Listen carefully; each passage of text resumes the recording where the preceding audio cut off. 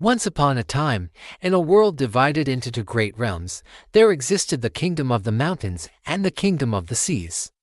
Though they lay side by side on the same vast earth, their people were separated by fear, legends, and a long history of silence. High above the clouds stood Mount Aralan, the heart of the mountain kingdom. Its snowy peaks pierced the sky like silver swords, and its dense, ancient forests were filled with a wild and tame beauty. The people of the mountains, known as the Al-Zahraa, were strong, resilient, and fiercely protective of their land. They lived by the strength of stone and the song of the wind. For generations, they had passed down tales of the sea, painting it as a dangerous, mysterious abyss that swallowed in wary, a realm of darkness and chaos. Far below, where sunlight danced on crystal blue waves, stretched the endless ocean of Luramar. This was the Sea Kingdom, ruled by the Marinth, graceful beings who lived within shimmering underwater cities. They thrived among breathtaking coral palaces, navigated giant kelp forests that swayed with the currents, and lived alongside creatures of unimaginable color and form. They believed the mountains were cold, barren places, piles of dead rock where no warmth or true life could ever survive. To them, the surface world was a harsh, empty void. For centuries, neither kingdom dared to cross the invisible line that separated them. The Al-Zahraa never descended to the shore, and the Marinth never broke the surface to gaze upon the land. But everything was about to change. It began the day a young mountaineer named Kael, with silver eyes that mirrored the winter sky, discovered something extraordinary. While exploring a remote glacier, he found a glowing blue stone buried deep within the ice. As his fingers brushed against its smooth, cold surface, the stone pulsed with a gentle light. When he finally held it, his mind was flooded with visions of the sea.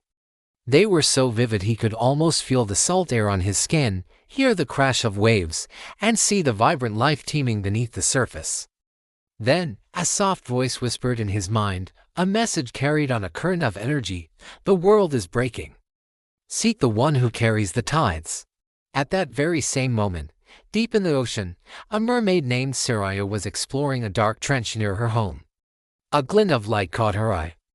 Drifting in the silent deep was a glowing white crystal, radiating a soft, pure luminescence.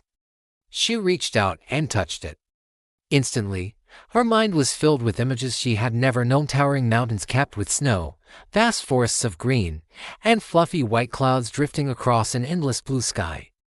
And on a snowy peak, she saw a boy with silver eyes.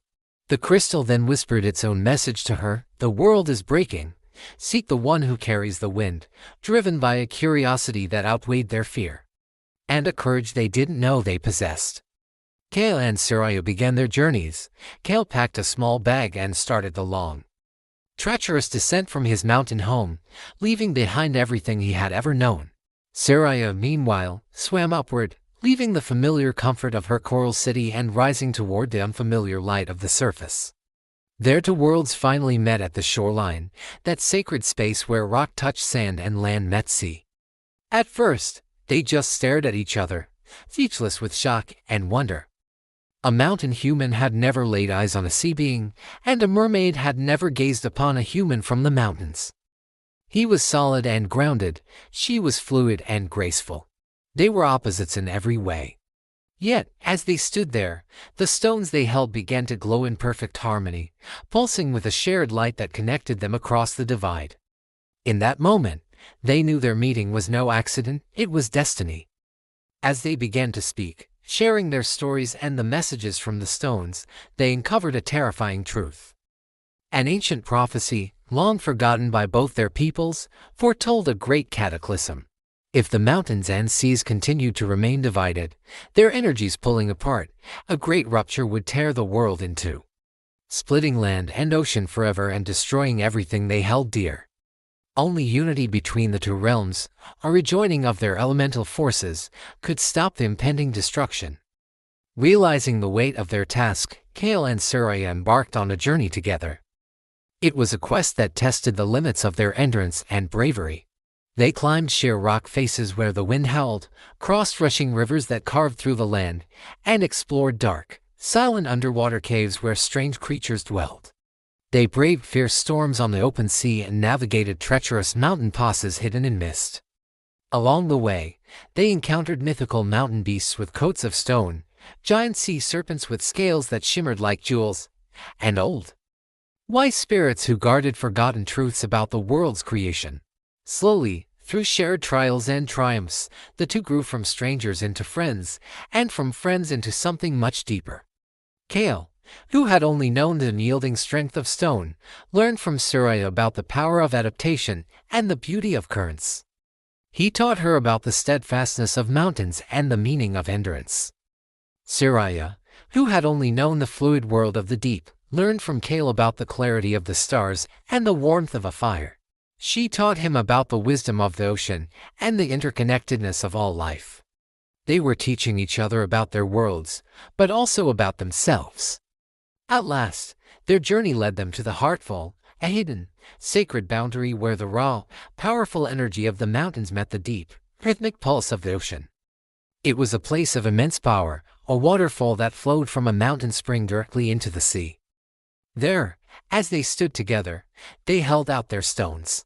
The blue and white crystals were drawn to each other, merging into a single, brilliant sphere of light that contained the essence of both realms, the strength of the mountain and the grace of the sea. As this new, unified crystal rose into the air, its light spread across the world in a breathtaking wave of energy. The mountains began to hum with a low, resonant frequency, and the oceans glowed with an ethereal light.